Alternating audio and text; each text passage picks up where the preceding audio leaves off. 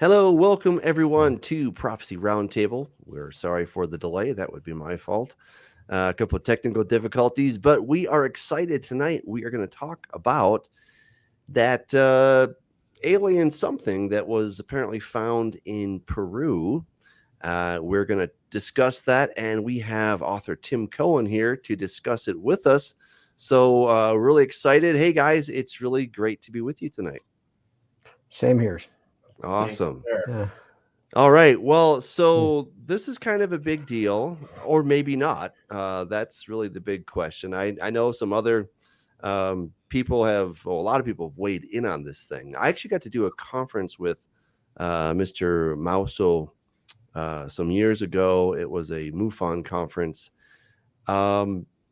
He was an interesting individual. At first, I was quite impressed, but then I did a little digging and I was like, ooh.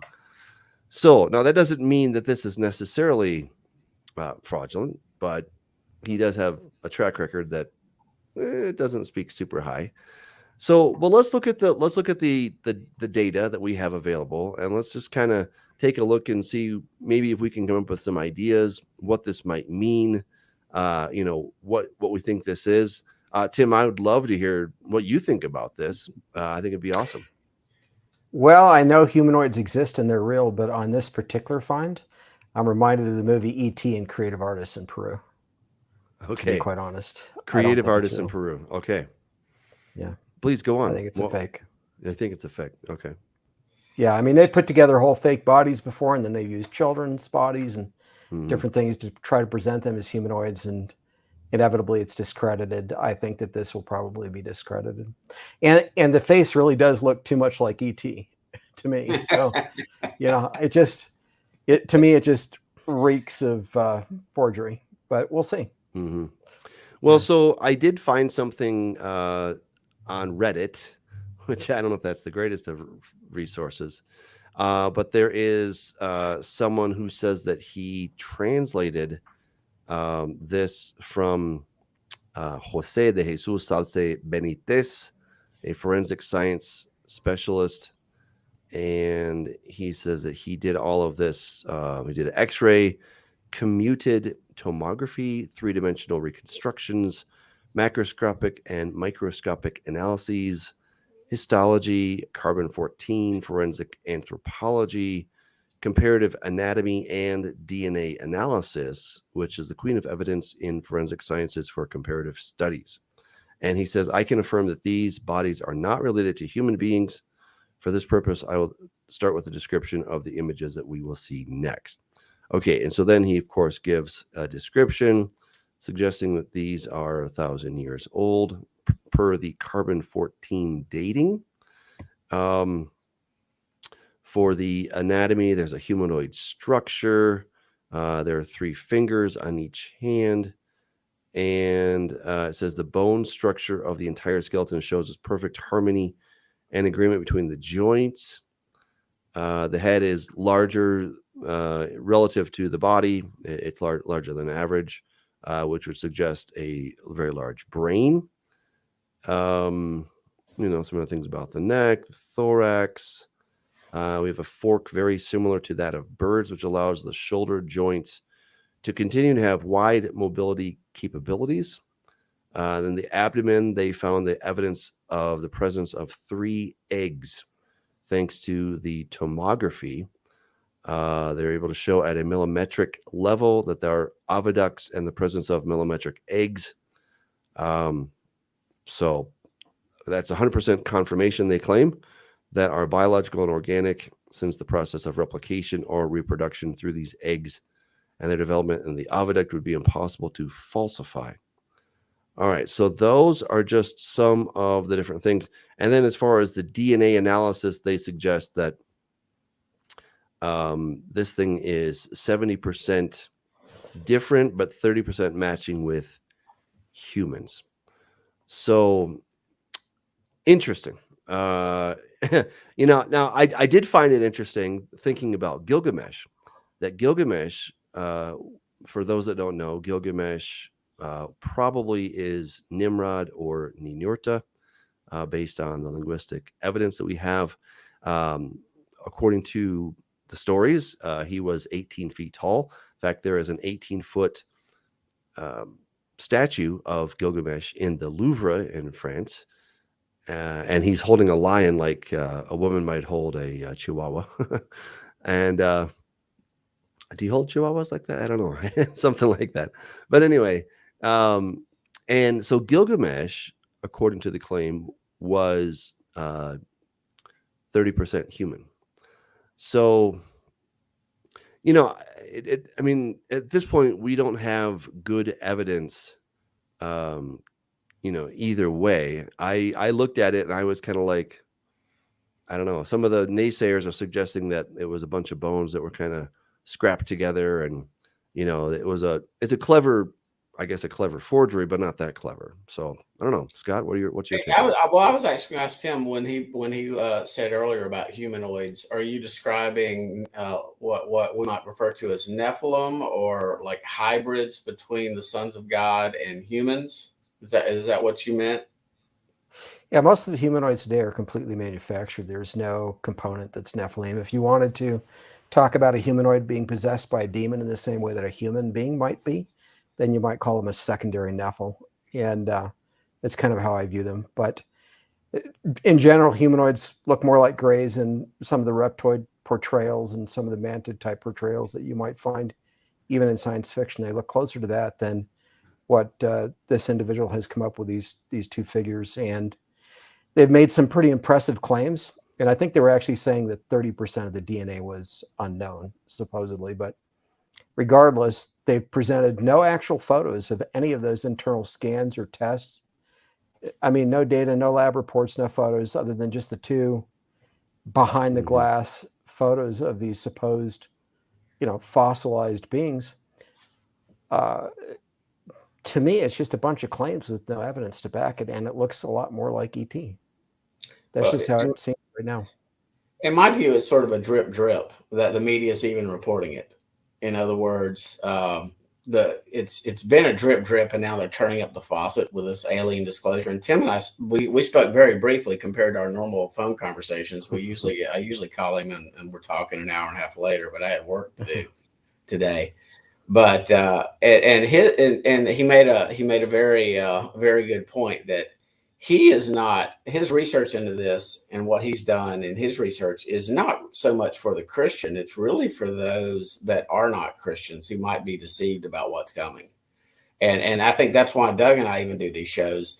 It's entertaining, it's fascinating, it's interesting to discuss, but all the three of us and most of our listeners already have a solid foundation on what these entities are.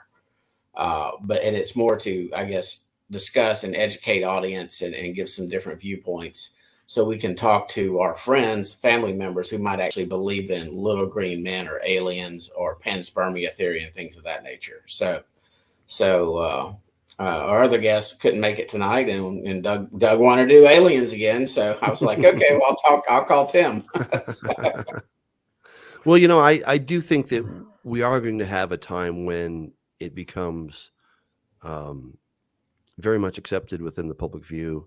I think people are open to the idea that we did come from aliens. You have directed panspermia, as you suggested. But this thing, to me, just looking at it from the basic reading that I've done, I don't have a solid feeling about this. You also have, what's his name here? You have the Navy pilot Ryan Graves, who, was one of the 2004 Navy pilots that saw the so-called Tic Tacs. He's suggesting that, we need actual evidence instead of just kind of circus kind of stuff. So, here you have people that have some pretty wild experiences, and yet this doesn't seem to really, feel very credible to them either. So, it's really hard. It's hard. If we had more evidence, if we could actually see the x-rays, if we could see, the various things. I mean, I think they did put out some pictures. So, they did put out some pictures. We're a little bit armchair quarterbacking here, But then again, I think the person that it's connected with doesn't have the best track record, and he's put out some hoaxes before. And when you cry wolf, then guess what? People are more likely not to believe it the next time around. So, we do have some credibility issues with their Mr. Mauso, and so I don't know. I mean, again, I have not actually studied it personally. I haven't gone to see this thing, but it does kind of feel like it's a circus more than something that's really hardcore. So I can, if you don't mind, say a few things. Mr. Graves is a credible witness. The Tic Tac videos are real. The people who spoke to Congress are not actually the first people to talk about such craft that are Tic Tac shaped. There was a whistleblower who came out several years prior who was talking about engaging the actual so-called aliens at military bases who are aboard craft precisely like those, landing the craft actually at the bases. So there's a lot that's not being told to the public. I listened to the congressional testimony, and it was mostly true, what they shared, but there's an awful lot that they didn't share that I happen to know factually. And in terms of actual evidence, if I had been sitting there as part of that panel, I could have actually shown photos, real ones, of what's on Mars and the moon and other bodies in our solar system that NASA and other space agencies have taken that they're not talking about publicly. So, and I'm prepared to show a few tonight. Although, Doug, if you've watched, I know Scott probably has at this point, but if you watched, for example, the 5-hour interview I have with a non-Christian on my YouTube channel, you will see some photos in that of actual fossils on those different bodies in our solar system that are officially sourced photos that people, once my Solar Apocalypse series is published, will be able to, in many cases, download directly from the space agencies themselves. Wow. Share them. I think it'd be fascinating. That's what myself and him in LA spoke about a little bit, and some of it. Share your number 1, 2, or 3, Tim. Well, there's no number 1, 2, or 3. I mean, I've told Scott I have tens of thousands, and I'll share some decent ones in the series. Share 3 with us. Yeah, you got to pick I can a definitely couple. do that. So let me pick my screen here, and then I'll. Absolutely. I assume that it's such that I can share my screen here. You should be able to, yes. Yeah. So for some reason, I just think that we are coming up to a time when we're going to have, I think the UFO phenomenon. I think it's very much part of the satanic deception. I think this is kind of all stage setting so that when the 2 witnesses do show up, Satan can say, "Oh, hey, I'm here. You know that we've been around. You know that we've been, doing the Tic Tac thing, and maybe we've done the gray alien thing, perhaps." There have been a lot of testimonies of people that have claimed to have been abducted, and the evidence is pretty powerful that indeed they have been abducted. I think all of this is the backdrop, because I think, the bottom line is that Satan doesn't know when the curtain is going to come up. God is the one who decides when Jesus can take the scroll in his hand and then start opening those seals. That's completely on God's timeline. But Satan obviously has a plan. He wants to get things going. And, he has to have the stage set so that when that curtain goes up, he has a story ready to go. And I think all of these things that we're seeing right now, maybe or maybe not what we're seeing right now with this evidence from Peru, but I think a lot of what we're seeing is supposed to get us essentially ready for what's coming. So, you ready, Tim? Shall I put that on the screen now? Yeah, I'm trying to stop my computer from opening a bunch of stuff I don't want it opening here. I understand that. Yeah. So I'm just going to point out where people can go and see more later, because I'm going to run through this pretty fast due to our time limitations.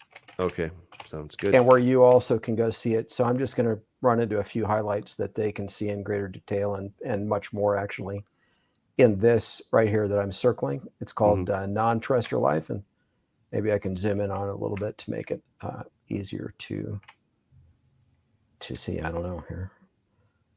This one right here. So it's titled Non-Terrestrial Okay. Life Proof. Okay. Mm-hmm. So that's on my YouTube channel, which is just author Tim Cohen right here. Yeah, and so now coming back to this, I'm going to run through this really fast. If you have questions, just ask me afterwards. So this is a flash fossilized nodosaur from Earth found in Canada. One of the best fossils ever found on Earth. It's about 30 feet in length, but you can see that the external appearance of the thing is preserved, right? Mm-hmm. In fact, it's a greenish color. If you were to see it in the museum in many places, the pigmentation itself is even preserved as part of the fossilization. Took a man 7 years to chisel that out of stone and expose it. If all you could see was something like this lying on the surface of the ground, let's say this from a bit of a distance, you'd probably have a difficult time distinguishing it from a rock, right? Okay. Now on Mars, there's more of the chemistry than there is on Earth, and even than there was in the pre-flood Earth for this kind of fossilization, which is called flash fossilization, where a creature can turn to stone in a matter of hours to days, maybe up to a month, but so rapidly that it doesn't have time to decay to bones before the bones have fossilized. And in fact, in labs today, they can take a fish that just died and fossilize it within hours completely. And that takes a mixture of water in the right temperature range, semi-warm to warm, a lot of bacteria, the right bacteria, and then the proper chemistry from certain chemicals in the water and the soil. And then that can happen very quickly. There's more of it on Mars than on Earth. Back when Mars had, a liquid water ocean, thousands of years ago, I would say, not, the claims of macroevolutionists for when the catastrophe struck Mars. So this is a rover from NASA driving up to a piece of petrified wood with lichen on it on Mars. If this is the only photo we had, it proves the existence of ongoing complex biology on Mars. How do we know that that's wood? This is what wood looks like after it's petrified and fractured. And it's got the fibrous kind of appearance of wood. Okay. But the more important piece is this right here, the lichen. And lichen is complex biology. It's more complex than simply bacteria. Mm-hmm. So it's actually viewed as a complex life form. And you've got ongoing living lichen on Mars. And that's a NASA photo. They don't talk about it publicly. Is the lichen claim, is that your analysis or that somebody else claiming that? Multiple people have seen this and said that about this. But I also show in the series, which is called Solar Apocalypse, and people can see that on Prof. CS's website. It'll be coming out. Okay. So I mean, like, who's mushrooms, saying this? Who's saying fungus, lichen? and lots of other things. I mean, who's saying that it's lichen? I present papers in the Solar Apocalypse series, so I won't go into that now because we'll run out of time. But these are people that have biologists and scientists. Biologists and stuff. Okay. Yep. Okay. All right. Go on. Yeah. And they talk about other things like mushrooms and fungus on Mars and things like that. But there's much more impressive things to see. This is a flash fossilized iguana. So many of the fossils on Mars, you only see heads, but in some cases you see the complete creature literally standing or sitting the way that it fossilized, turned to stone. This is an iguana. You can see the back leg here. It's got a couple fossils stuck to the end of its tail, like a little head right here. And other than that, it looks just like a terrestrial iguana, except it's dead and it's stone. NASA took 5 photos of this with a rover. This is on Mars. They don't talk about that. Why do you think they would not talk about it when one of the things they're looking for is life? Because they aren't. They're trying to slow walk everything. They knew that there was ongoing microbial life, bacterial life on Mars in the 1970s with the Viking landers. They had 3 experiments aboard each of the 2 landers.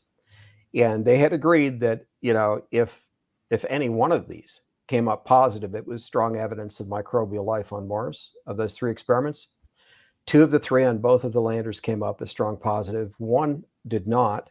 And the one that didn't is known to fail even on Earth. It was a defective experiment. But because NASA had the one that failed, they claimed, therefore, we don't have sufficient evidence of microbial life on Mars. And Tim's theory postulation is when the flood happened, it wasn't just life on Earth was destroyed. In other words, Yah didn't just destroy the Earth. There was a solar type of apocalypse or solar destruction in which the Nephilim had seeded other planets, etc. So that's his thesis, his theory. That's where he's going at. For your audience, Doug, that didn't listen to myself and LA's video and discussion on this topic. That's and I've listened to his 5 hour. He's talking to essentially an atheist or an agnostic who's a UFO guy, and he presents a much longer presentation. So if anybody's interested in this and wants to hear a much longer presentation from Tim, it's like an interview for him, but Tim's doing his presentation. That would go to Tim's YouTube channel, and he lays it out for a very long time. And so, okay, awesome. That's the thesis. Am I summing it up correctly, Tim? Yeah, reasonably. What I'm postulating, suggesting, is there was one or more planetary bodies extant between Mars and Jupiter among the several planetoids that had been populated, seeded by chimeric hybrids from Earth by the Nephilim, who were the first chimeric hybrids on Earth. So in other words, they weren't just creating the dangerous dinosaurs here on Earth from the life that God made here, but they were going beyond that and seeding this stuff all over the solar system very rapidly. And that God essentially blew up a planet, which then destroyed this life on these other planets that are still existing. That was part of the way he put things back in order. That's your thesis. Yeah, sorry, I forgot to say that. So he blew up one or more of those bodies between Mars and Jupiter and pelted the whole solar system. Said Mars was very badly damaged. Our moon was badly damaged. And by the way, Doug, I give evidence in the Solar Apocalypse series that our moon had a liquid water ocean and an atmosphere before Noah's flood, before that damage transpired to our moon. And the moon shielded Earth from a lot of that bombardment, but we know from craters on Earth that enough got through to damage the surface of the planet. And I believe that was all used by God to trigger the flood on Earth, to, as a catalyst to collapse the water vapor canopy atmosphere, the thicker atmosphere Earth had prior to Noah's flood. And to punch the holes through it so that we had those windows to heaven where you could see into space. Yeah. And then also to fracture the supercontinent or supercontinental shell that our planet had prior to the flood, so that the pillars beneath that were crushed and water came up from beneath that supershell or supercontinent to flood the surface of the Earth from below, just as it was raining for 40 days and 40 nights from above. Interesting. Wow. Now, and that aligns much with what Henry Morris and other young Earth creationists have postulated as to why we're a young Earth. I'm not young Earth or old Earth, but I'm very, very much young Adam. But to Tim's point, there's definitely evidence on Mars, and I mean, you can get a high-powered telescope and look to Mars and Venus and the Moon, and you can see the craters that occur. And craters don't occur unless there's impact. I mean, I've watched a number of documentaries on Mars. I've gone to museums and whatnot, and they very often postulate that there used to be water there, and they kind of wonder what happened, right? So nobody seems to know, but it's an interesting theory, Tip. Okay, go on. Yeah, well, actually, they now know that there's liquid water underneath Mars' surface, still large oceans of it, and that there's a lot of frozen ice covered by this red dust, which is really rust produced by cyanobacteria on Mars' surface. So beneath a lot of that muddy surface, which at the hottest parts on Mars during the daytime, like at the equator, can get up to 70 degrees Fahrenheit roughly, to turn that soil to mud, basically. There's actually a lot of water there, and enough, in fact, to sustain ongoing life. And I do get into that in the Solar Apocalypse series. But do you have any thoughts as to why the ancient religions, the pagan religions, equated Mars with Nimrod, Marduk, the god of war? Any thoughts on that? Yes. There are a lot of structures on Mars. They didn't just transport life. They were building a civilization there. And probably humans and or humanoids, probably a mix on Mars before the destruction came. So there could be actual breakaway human civilizations even now on other planetary bodies that are extant from that. For example, from those who survived in space who weren't struck by that bombardment in conjunction with Noah's flood. So I'll come back to this, but let me just point this thing out real quick because I want to run through this quickly. This is actually a creature, and it's not easily recognized by itself, but you see what looks like a potential eye here, a potential mouth here, a body, maybe a shell on the back, okay? I wouldn't expect you to accept that explanation just from this photo. Even though it's actually a pretty decent photo by a lot of people's standards. It is not by mine. It's okay. But why I'm showing this to you is when I get further down here in this presentation, which I have given in the past, in this set of photos here, that creature you were just looking at was right here, and you can see it's not present in this photo here. Mm-hmm. So if I enlarge this a bit, you don't see anything right here. That's exactly where it was, where I was showing it to you. Here's another photo. And by the way, if you look at this, this is a double-like tail coming off the end of this fossil. We'll see that a bit larger here in a moment. So again, you don't see the creature here. Here it is. This is the one that was enlarged that I was showing you just a moment ago, right here.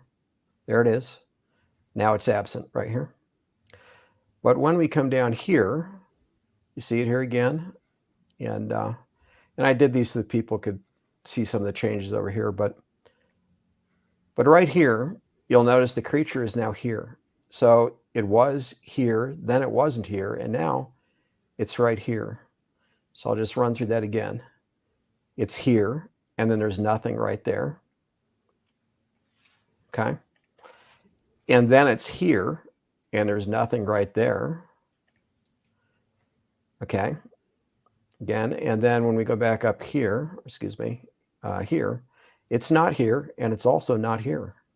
Now that's a series of still photos taken by one of the rovers, at a fairly close distance. And you have to say, okay, what is that thing? Because according to NASA, there's not enough atmospheric pressure on Mars even to move dust easily, let alone something the size of what we were just looking at here in that series of photos.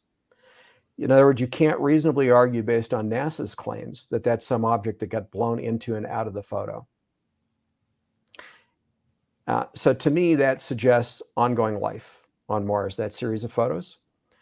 So we'll just go on past that now. This is an orbital photo on Mars. Does that look like dunes to you, Doug? I don't know. It looks kind of alligatorish. It looks like a reptile. In fact, it threw JPL so much that even JPL said, quote, "These North Polar dunes look odd, like a plant or fossil or some alien creature." And of course, they lied in those first two. It's not a plant, it's not a fossil, and it's not dunes. Okay. It's either an artificial structure with incredible symmetry, or it's a fossil.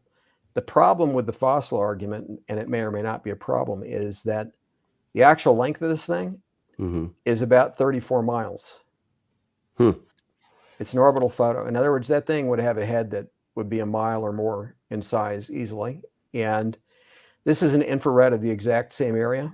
And you can see that this thing appears to extend in either direction so that it's possibly twice the length of what's exposed above the ice. If this thing's a creature, it puts Godzilla to shame. I mean, Godzilla's like a flea by comparison almost, okay? It's an impossibly large thing, and it's either an artificial structure or it's a creature, but it suggests the possibility of real life in the past, kaiju or titans, like what you see in Japanese lore or mythology, only even bigger. Okay? All right, now this is a fossil that is on a comet, not photographed by NASA. This was photographed by the European Space Agency. You're looking at a head right here, and this is not edited at all, by the way. This is exactly the way it was photographed, just cropped and enlarged, no editing whatsoever.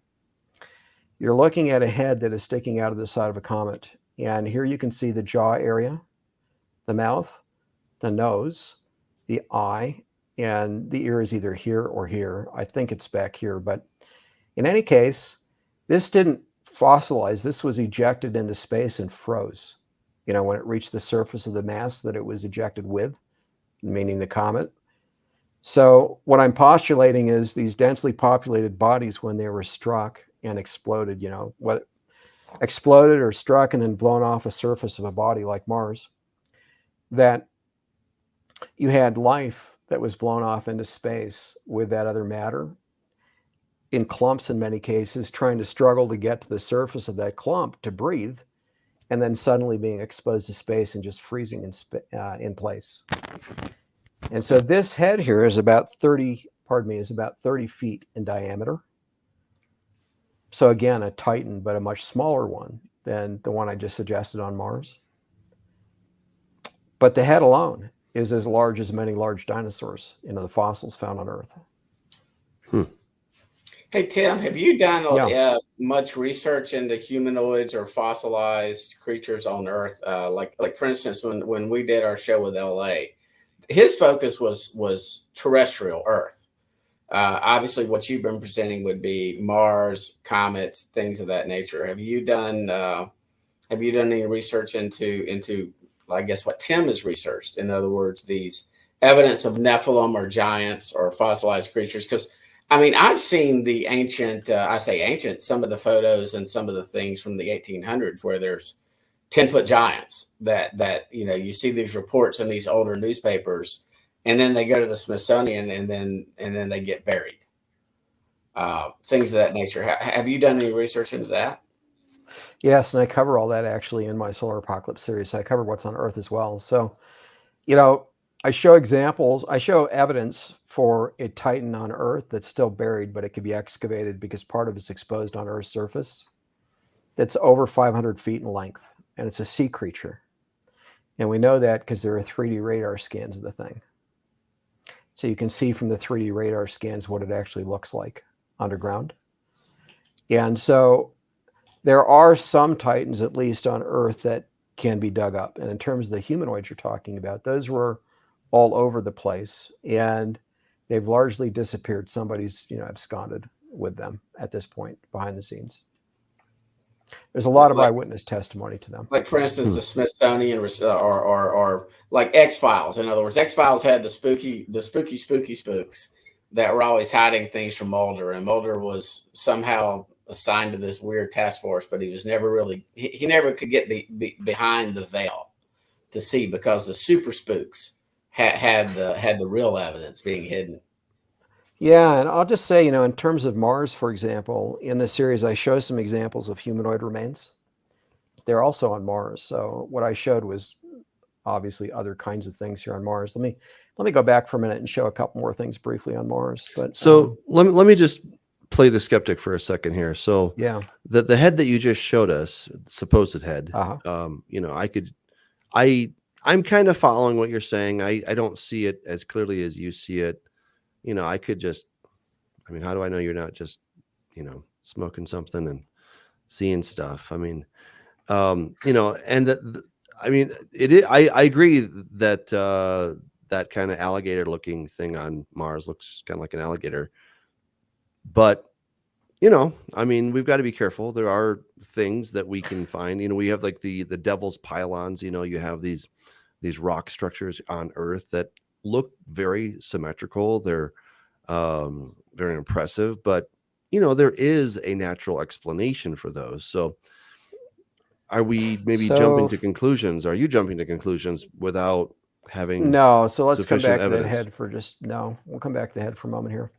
Okay. So comets and asteroids supposedly have no weathering capability, no atmosphere, no active electricity on the surface, such as lightning or that kind of thing, right? No active chemistry ostensibly other than just matter clumping, for ages and ages, for eons. Okay. That's the claim. There's no capacity, in other words, to have these things that are off color, that are completely different from the surroundings, that even would have the appearance of a creature-like structure. It should all be relatively flat and uniform in color and everything else. It's not what we find. And in fact, there are several comets and asteroids that have been photographed up close, mostly comets at this point, from 3 different space agencies, from the European Space Agency, JAXA, which is Japan Space Agency, and NASA. In all cases, the bodies that have been photographed are very rough on their surface. The material is loose rather than tightly compacted. The colors are broad ranged, and like this, lots of off-color objects and many things that look like heads, and in fact, in some cases, complete corpses exposed on the surfaces.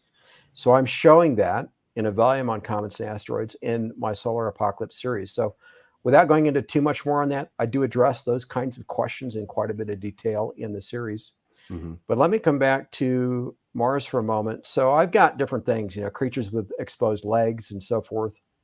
Like this is a creature casting a shadow, that fossilized, presumably like a little dog, but not a dog-like head on Mars surface. That's an average photo. It's much better than what most people show on Mars, but for me, it's an average one. This is a good one. This is a segmented arthropod.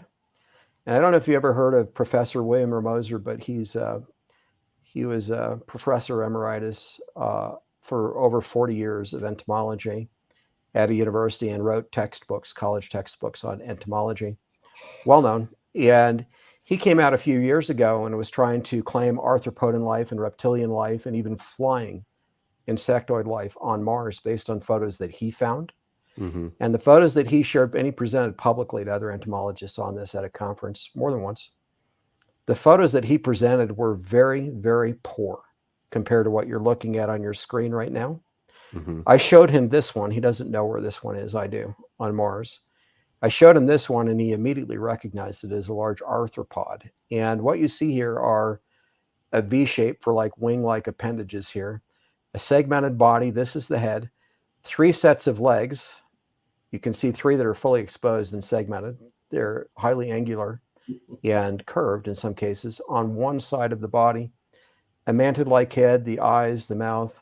This is actually a humanoid skull beneath it. And so just so you're aware, these photos, because they're in this slide for a presentation, are a little bit blurry. I have slightly better ones that I'll be showing in the book. And this is unedited other than running it through some HDR software and putting a copyright across it. I shared this first in 2016 publicly, but this is actually a humanoid skull between the legs of this thing.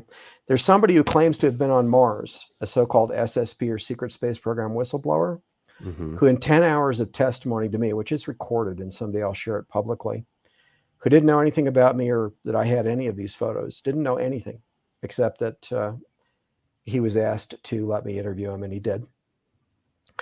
And I did 10 hours of recorded interviews with him.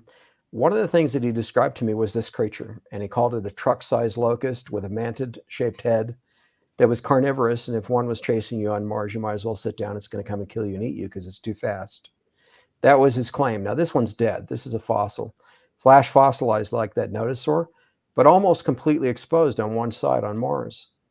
And I give a lot of examples in a series like that. This is just a head right here with mandible-like appendages, also sitting on Mars with an ornate base for the neck, an exposed head right here. I have a lot of bizarre things no one else has seen. Here's a completely exposed creature, and again, run through some HDR software. The sharper photos, and I haven't shared the best ones yet because I don't want NASA to be able to take them and locate where they've got these in their archives. But this thing's actually eating something. It's got an amphibian-like mouth, rectangular ears, a jointed shoulder here like an insectoid shoulder, and it's a folded leg right here. It's actually folded, and wing-like appendages that are folded on the back. This is fully exposed on its left side. It's probably about the size of a human being, but it has a very intelligent-looking forehead. So there are a lot of things like that that I show in the coming Solar Apocalypse series. Now I want to jump past all of this to the moon for just a moment and let you all ask questions, because I know our time is very, very short here. Okay, so I don't have the moon in this set. Let's see, where can I go? I'll go to my presentation on YouTube just to make it easy to see it. If you hear audio from this, tell me I'll mute it. There's one photo I want to show on the moon.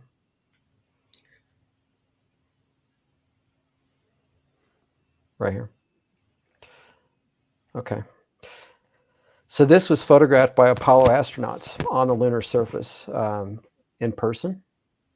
There were a lot of fossils that they photographed on the moon, including fossils emerging from the surface. This is a creature where you can see the full shoulder here almost, the full portion of the leg facing the camera. Those are five toes or claws from the paw right here, just like you'd see on a creature on Earth.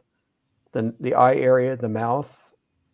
So basically the head, the shoulder, the leg, one portion of it, and then a paw.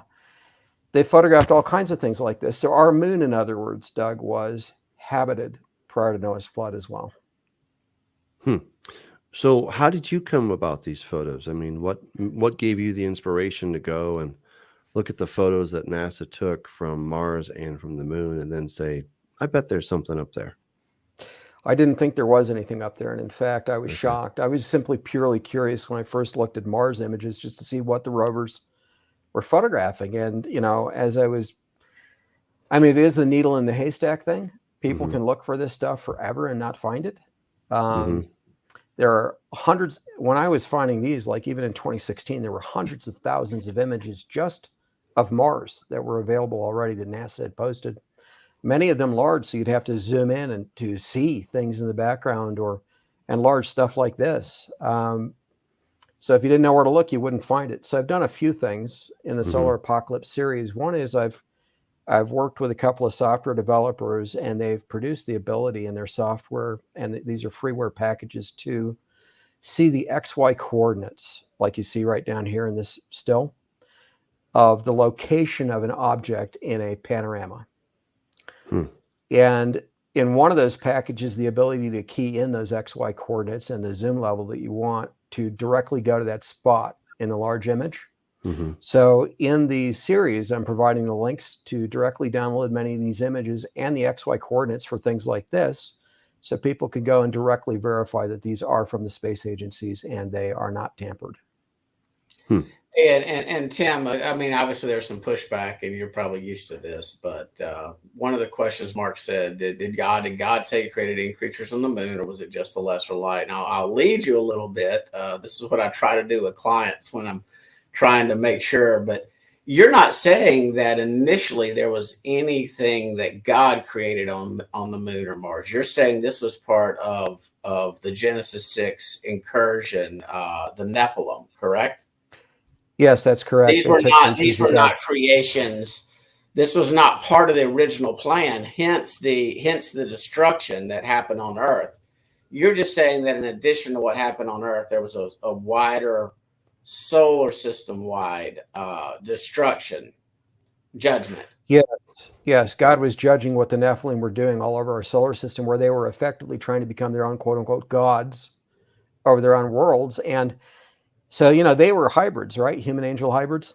They set about to try to hybridize life on Earth after their own image, if you will, and to supplant what God made. In other words, to produce things that were bigger, badder, faster, by violating the genetic barriers that God put in place that creatures could only reproduce after their own kind. So they were doing any kind of hybridization they could, quote unquote, achieve, and then seeding that all over the solar system, and in some cases to Earth. And with the flood on Earth, God wiped all of that out, pretty much all of it. You could argue whether Nessie, for example, if Nessie existed, was some surviving hybrid, but on Earth, it was pretty much all wiped out except for the creatures that God made here, because he preserved them. So are you suggesting that all the dinosaurs are like fallen angel inspired beings? No, just the dangerous, carnivorous, deadly ones, not the one, How like about God made Leviathan? Behemoth. God made Behemoth. He made Leviathan. He made large creatures. Okay, Leviathan's dangerous. I mean, that's... Well, it depends on whether you're talking about a whale, right? Well, it's what kind definitely of not a Leviathan are we whale talking in about? Book of Job. Yeah. No, I it's mean, not. You're right. But it's a fire-breathing dragon. I mean, it's we get to God eat made it. out of it. I don't recall Job clean, talking about apparently, fire but- breathing. I'd have to look that up if that's Oh in yeah, Job, but it's very much Yeah. fire-breathing. interesting. I need to Apparently, look that up. apparently I forget Leviathan is clean, because don't we eat it at the end? Isn't there a big old Leviathan barbecue? No, well, I don't know Not that it's I clean. recall. I don't think so. Yeah. But I mean, no, the Leviathan in Job is definitely a fire breather. It says here, let's see, his sneezings flash forth light, and his eyes are like the eyelids of the morning. Out of his mouth go burning light, sparks of fire shoot out. Smoke goes out of his nostrils as from a boiling pot, and burning rushes. His breath kindles coals, and a flame goes out of his mouth. So I have a question for you, Doug. Would you Yeah. potentially take that as metaphorical or descriptive of modern weaponry? I would take that as a fire-breathing dragon. Okay. I don't Good. see any reason to In make Job's it into- context, I wouldn't. Yeah. Not a weapon. So I think God is, Yeah. he talks about behemoth, and that fits the description quite well of a diplodocus dinosaur. A sauropod, probably a diplodocus. It's got a tail that's about 40 feet long, the length of a of a tree, whichever one I'm trying to think of. Uh, and so then he boasts about, God is saying, hey, what about Leviathan, right? I already also made him, and check him out. He's pretty amazing. So I think these are two real creatures that God made. I think the fact that people around the world talk about dragons as being real fire-breathing kind of creatures, I think they're real. I don't think we have any more today, but I think there was a time. Now, okay, so we started off with, alien bodies with 3 fingers or hands discovered. You were pretty quick to dismiss that, but now you're asking us to believe that you've looked at some pictures from Mars and from the moon that, okay, they're interesting. I grant you that. They are very interesting photos, but they could just be rocks. They could be, shadows. It could be a lot of things that we don't know. So I'm just wondering, you were quick to dismiss that this thing was an alien, looks pretty fake, but then you want us to believe that these pictures you're showing us are actual, dogs and Okay, so first of all, things. most of these fossils, like on Mars surface, they are rocks, but they were creatures that turned to stone. So that's the first point I'll make. That's your claim. That's your claim. Well, it's more than that. So in other words, what is in science, in physics and chemistry and in geography and geologic processes, there's zero possibility over any period of time to produce something like this facial feature, this head right here, with a mouth, the slot for the mouth, the rectangular ear, the nodules around the shoulder, folded leg. In other words, it would be like saying it's very much the same argument in some ways as arguments against macroevolution. It would be like saying you could have random processes produce a Boeing 747, so it looks like a plane over some period of time, and it's, and saying it's not what it looks like. So, well, it looks like a rock to me. It does look like a rock.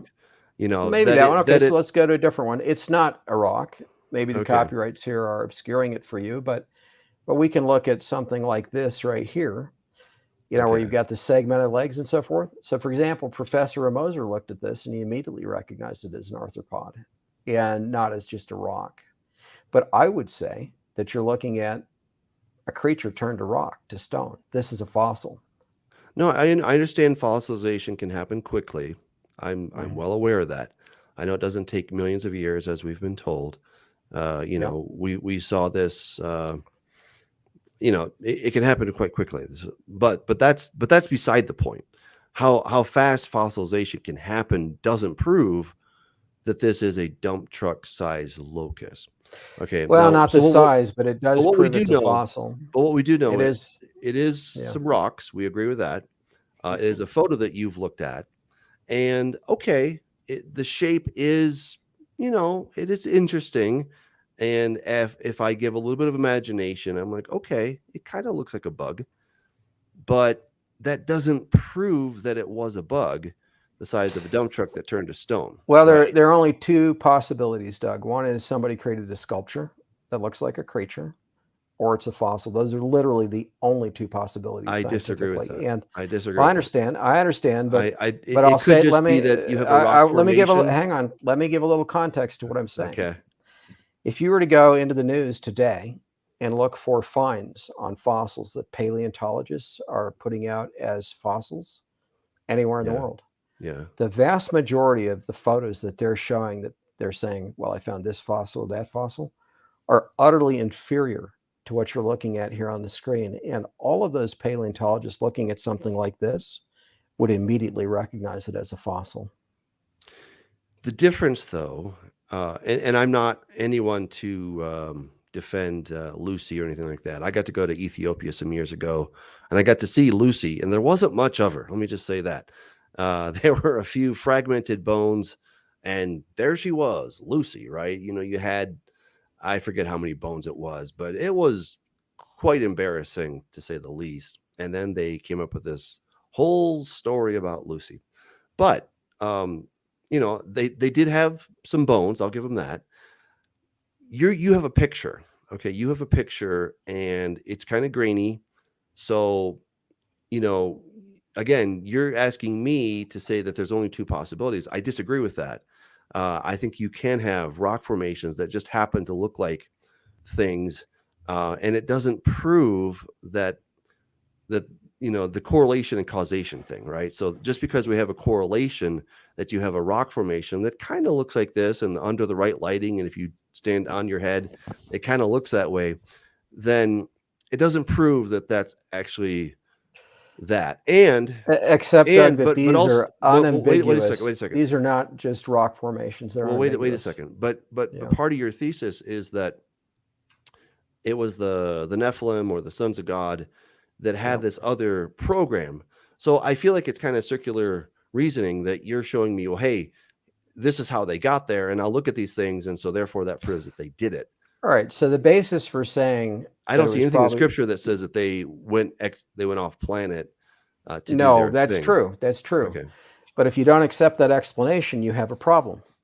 I don't have a Because yeah, you do. Because Okay. this iguana is on Mars and it looks just like iguanas on Earth. So either you have common genomes and you have to say that they were seeded from a common source and that God created life on Mars, or life made it somehow from Earth to Mars or Mars to Earth. Well, In which but case again, you have a bigger can of worms biblically than to But- suggest that the no. Nephilim did this. in my but view. Tim, you're making the claim that that's an iguana. It And is. again, I'm looking at it. I'm like, okay, it does remind me of an iguana, but it doesn't mean that it's an iguana. It could just be a strange looking rock. I've come across strange looking rocks in my life, and I don't always assume that it's a fossilized iguana. And Yeah, you won't find one like that anywhere, Doug. I mean, you could search your whole life on Earth and find Okay. nothing like that unless it's a fossil exposed on the surface. So take a look at this one. This is another one on Mars.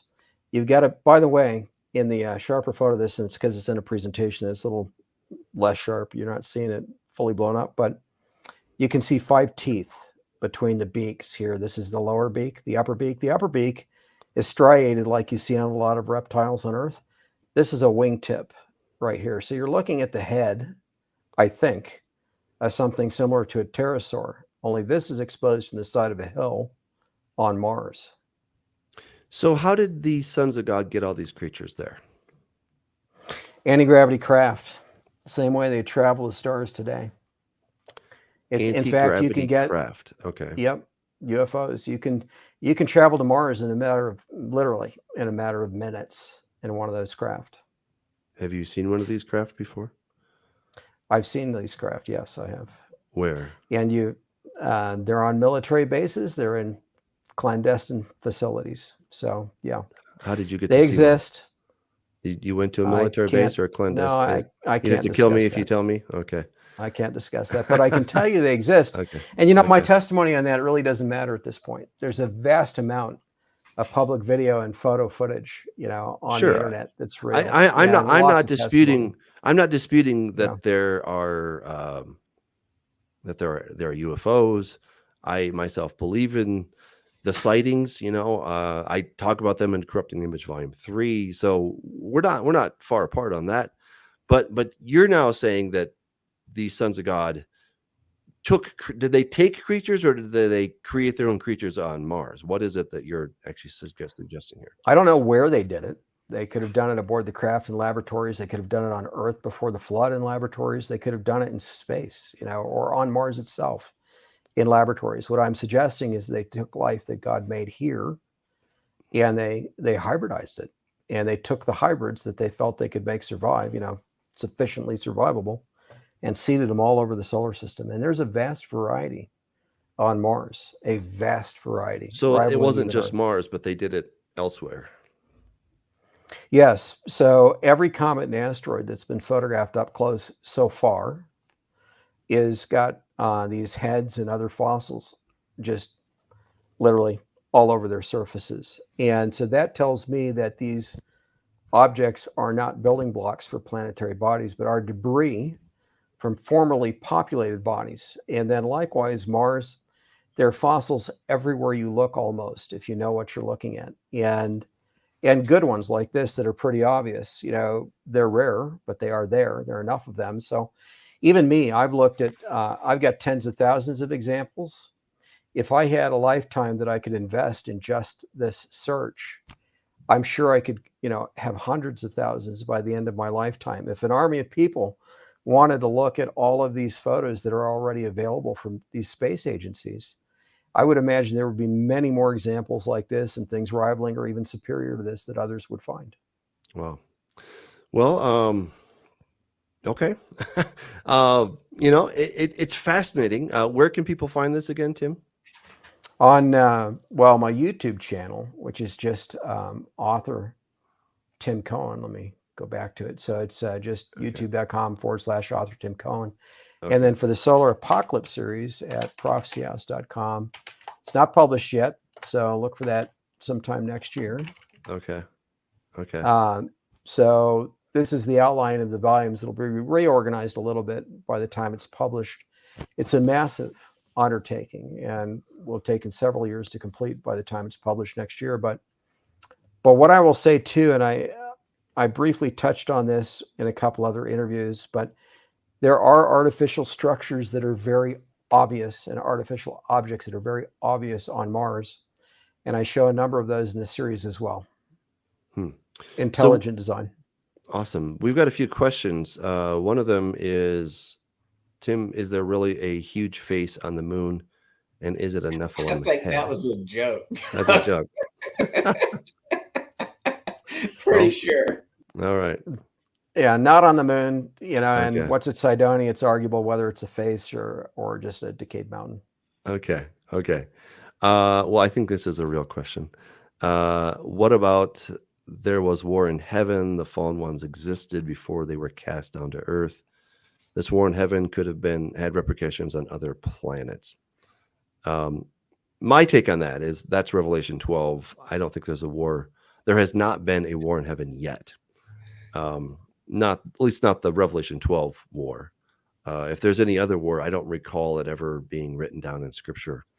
So, question for you: did they see my screen when I was sharing it? Because I know it's not. Yeah, up I now shared that. for- Yeah. Okay, all right.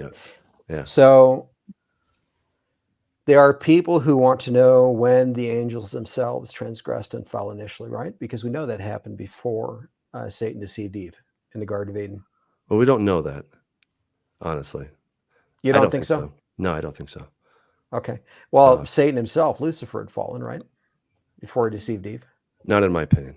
No, I think he was in process. Okay. Well, then that's where you and I would disagree.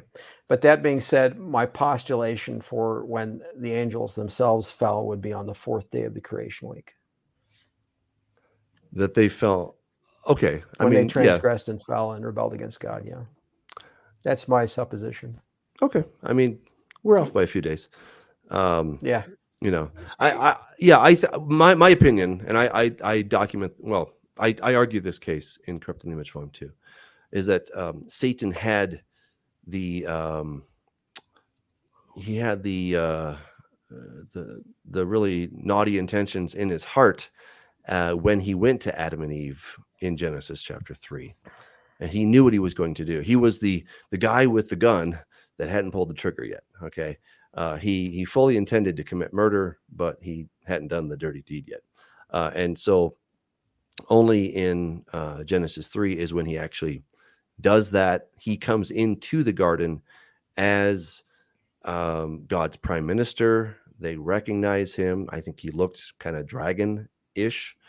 And they're like, oh, it's you. We know you, because God actually stationed him there to protect the garden, to protect those things in the garden. That was his sanctuary that he then defiled, right? So, it could be just as maybe, a doctor is still legit until he goes and does that bad thing, or whoever, the policeman, that he's a good cop until the moment that he's not, and so that's how I would suggest it. So we might be off by a week, maybe 2. I don't know how long they were in the garden. That's really hard to say.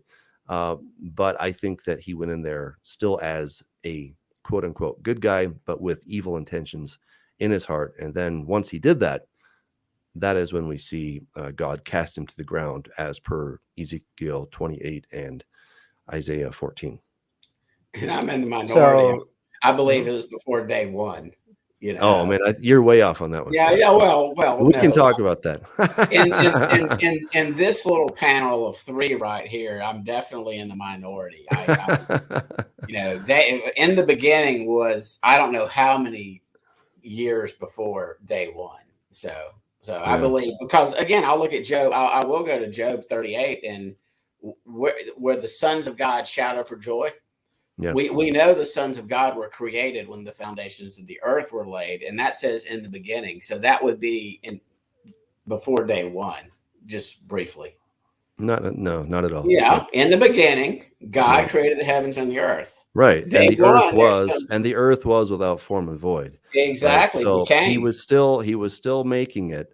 But yes, I would agree that they were created at that time. The word can mean became. No, dude. Yes. No. All those guys are just full of it. They don't know what they're talking about. Okay. They don't know their Hebrew.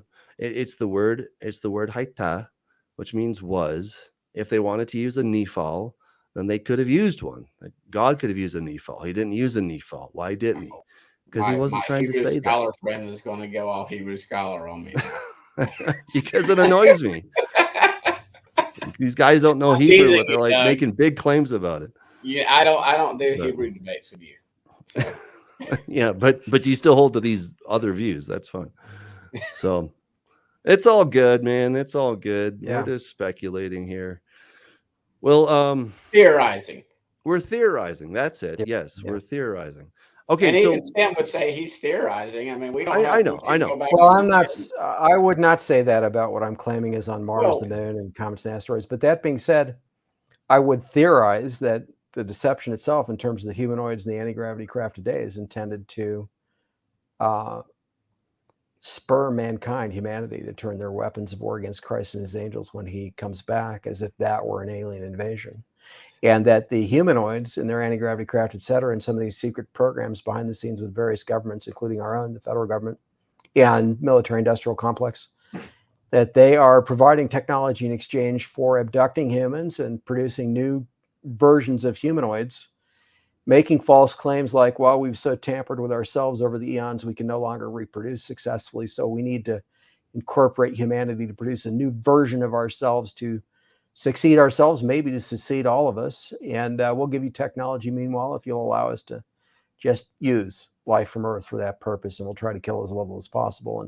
And yeah, and I think the governments behind the scenes are saying, well, we don't know if they're telling the truth, if they're malevolent, if they're really here to help us, if they really are going to fight alongside us, if the malevolent aliens invade, as they're suggesting, or that kind of thing. So we'll take the technology. Thank you very much. And if it turns out they're lying to us, well, we'll be in a better position, at least, to try to defend ourselves when the time comes.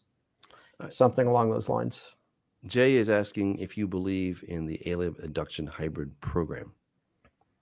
Yes, it factually exists. And there's a huge amount of eyewitness testimony to it. All right. Yeah. I believe that as well. I mean, I think we're pretty much on the same page. Tim, you got Doug excited when you just talked about the cosmic. Oh, yeah.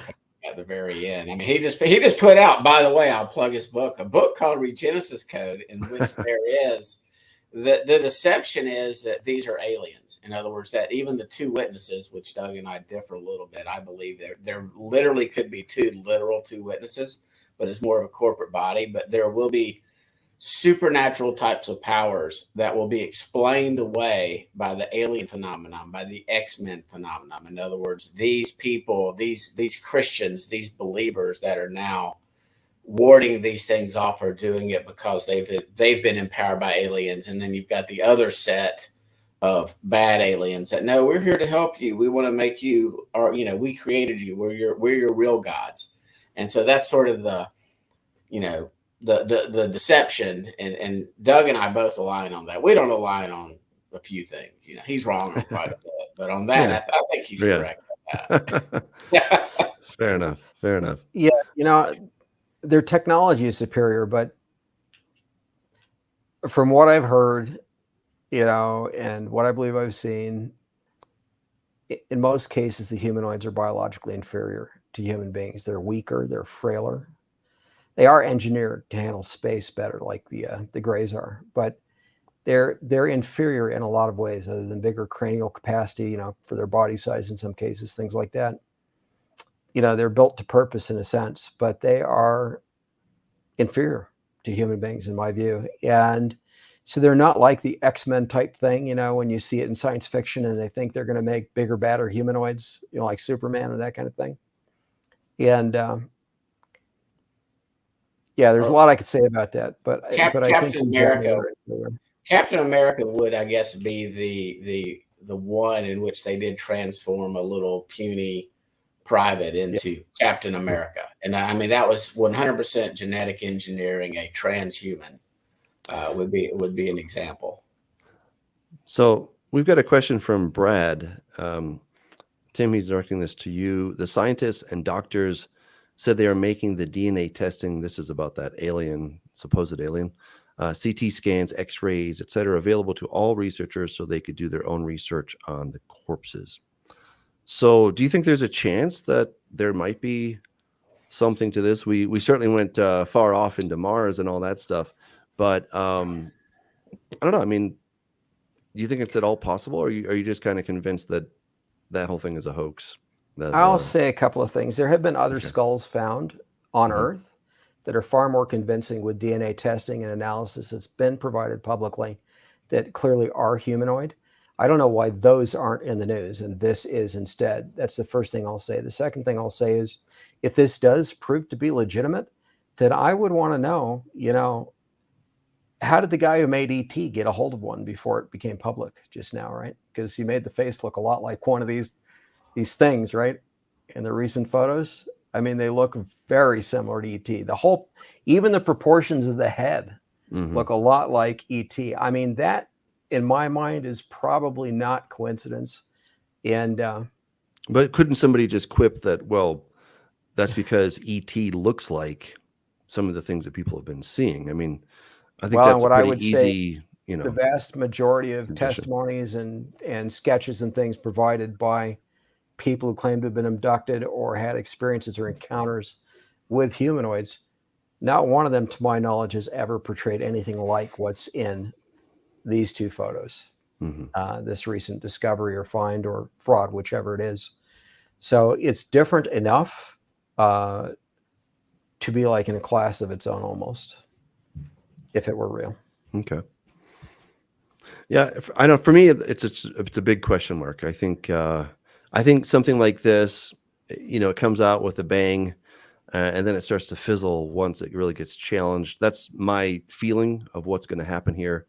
Is that give it a few more days, people are going to challenge it.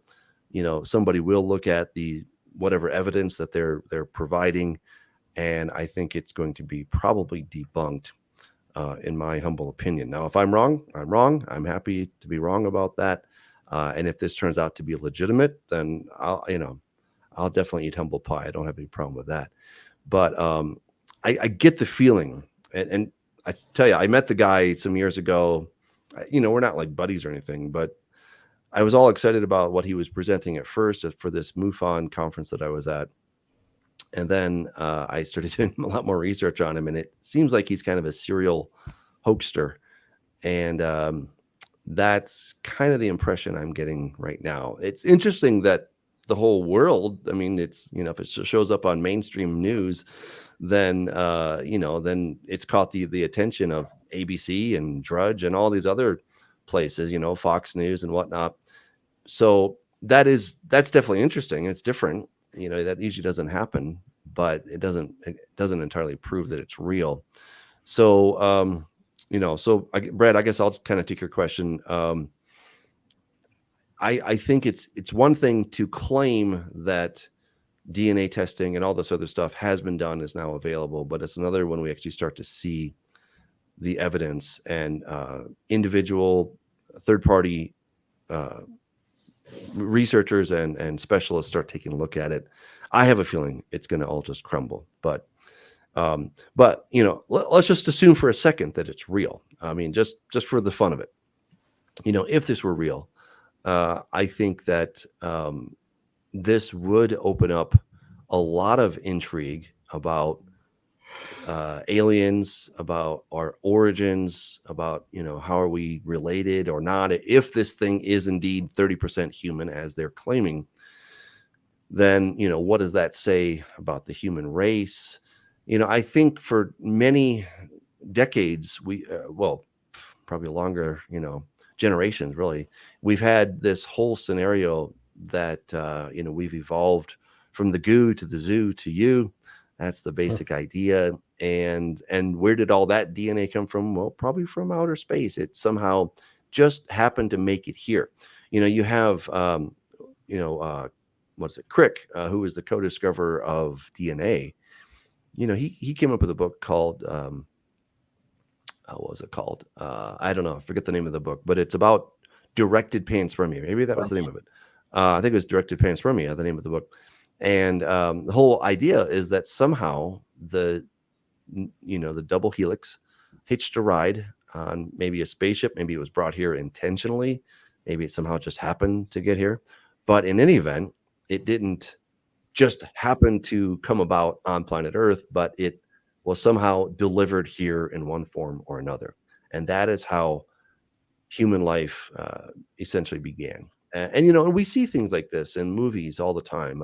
Prometheus was very much on the nose about how this happened, that our creators many, many millions of years ago came and some guy drank some weird potion and then his DNA, like he disintegrated into the rivers.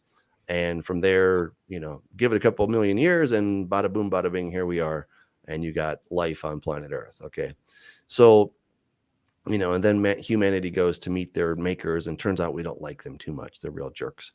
I think these are the scenarios that are playing in the background. So whether this particular alien, supposed alien, is real or not, I think it continues to drive people in a direction that is rather anti-God to some degree.